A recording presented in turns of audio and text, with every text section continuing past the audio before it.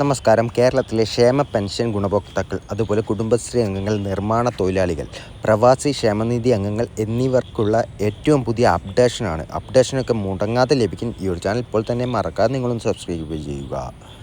അഭയകിരണം പദ്ധതിയാണ് 50 വയസ്സിന് മുകളിലുള്ള ആശ്രയമില്ലാത്ത വിധവകളെ സ്വന്തം വീട്ടിൽ സംരക്ഷിക്കുന്ന കുടുംബങ്ങൾക്ക് സർക്കാർ സാമ്പത്തിക സഹായം നൽകുന്ന പദ്ധതിയാണിത്. ഇതിനായി ആവശ്യമായ രേഖകൾ സാമൂഹ്യ നീതി വകുപ്പിലോ അക്ഷയ കേന്ദ്രങ്ങളിലോ സമർപ്പിക്കണം. ഇനി കുടുംബശ്രീ അംഗങ്ങൾക്കായി ജീവൻ സുരക്ഷാ ഇൻഷുറൻസ് പദ്ധതി. സ്വയം തൊഴിൽ സംരംഭങ്ങൾക്കുള്ള വായ്പകൾ, കുറഞ്ഞ പലിശ നിരക്കിൽ വായ്പാ സൗകര്യങ്ങൾ എന്നിവയെക്കുറിച്ച് വിശദീകരിക്കുന്നുണ്ട്. ഇനി ക്ഷേമ പെൻഷൻ വിതരണമാണ്. ഈ മാസത്തെ പെൻഷൻ വിതരണം അടുത്ത ആഴ്ച ആരംഭിക്കും. പെൻഷൻ മുടങ്ങാതെ ലഭിക്കുന്നതിനായി ഗുണഭോക്താക്കൾ സെപ്റ്റംബർ 30-നുള്ളിൽ മാസ്റ്ററിംഗ് പൂർത്തിയാക്കണം.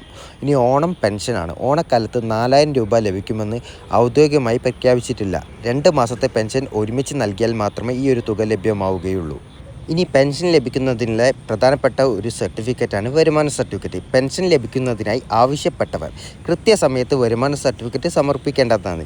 ഇത് അവഗണിച്ചാൽ ഭാവിയിൽ തടസ്സങ്ങൾ ഉണ്ടാകാം. ഇനി നിർമ്മാണ തൊഴിലാളി പ്രവാസി പെൻഷനെ കുറിച്ചാണ്. നിർമ്മാണ തൊഴിലാളികളുടെയും പ്രവാസി ക്ഷേമനിധി അംഗങ്ങളുടെയും പെൻഷൻ വിതരണത്തിലും കുടിശ്ശികയിലുമുള്ള ആശങ്കകൾ ഇപ്പോൾ ഉയർന്നു വരുന്നുണ്ട്. അംഗത്വവും അക്കൗണ്ട് വിവരങ്ങളും സജീവമാണോ എന്ന് ബന്ധപ്പെട്ട ഓഫീസുകൾ പരിശോധിച്ച് ഉറപ്പാക്കേണ്ടതാണ്.